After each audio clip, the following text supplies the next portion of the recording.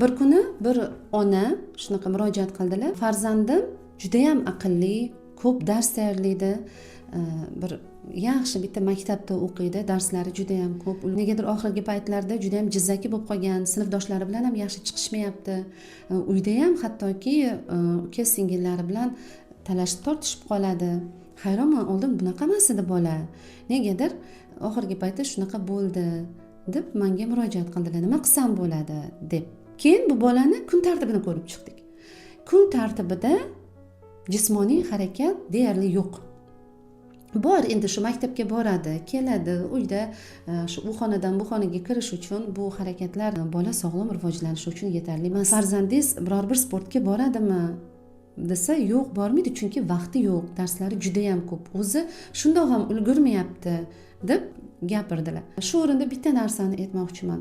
Farzandimning darslari ko'p, sportga borsa yoki boshqa bir ishlar bilan band bo'lsa ulgurmay qoladi deyish bu umuman noto'g'ri. Aynan mana shunaqa dars tayyorlashga ulgurmayotgan, berilayotgan ma'lumotlarni o'zlashtirishga qiynalayotgan bolalarni albatta birorta sport turiga berish kerak. Albatta uni hayotida jismoniy faoliyatni ko'paytirish kerak. Bu bola o'zi yoqtirgan biror bir mashg'ulot bilan, ya'ni jismoniy faol bo'lish uchun shug'ullanishi kerak.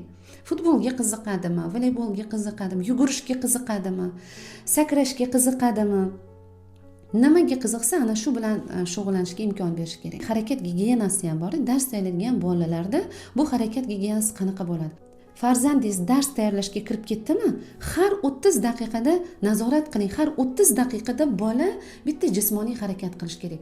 Tinmasdan bitta joyda o'tirish miyada yallig'lanishni hosil qiladi. Bu yallig'lanish borib depressiyaga olib keladi, borib katta yoshli insonlarda Alzheimer, Parkinson kasalliklariga sabab bo'ladi. O'shaning uchun harakat gigiyenasiga ko'ra o'tirib ishlaydigan insonlar, bolalar va kattalar ham shu jumladan har 30 daqiqadan oralatib 5-10 daqiqa jismoniy harakat qilish kerak. Masalan, mana o'tiribdi, dars tayyorlab o'tiribdi yoki ofisdasiz, ishdasiz. Shunda 30 daqiqadan keyin turib yoki yurib kelish yoki zinalardan chiqib tushish. Agar endi sharoit bo'lsa, birorta arqonda sakrashi mumkin.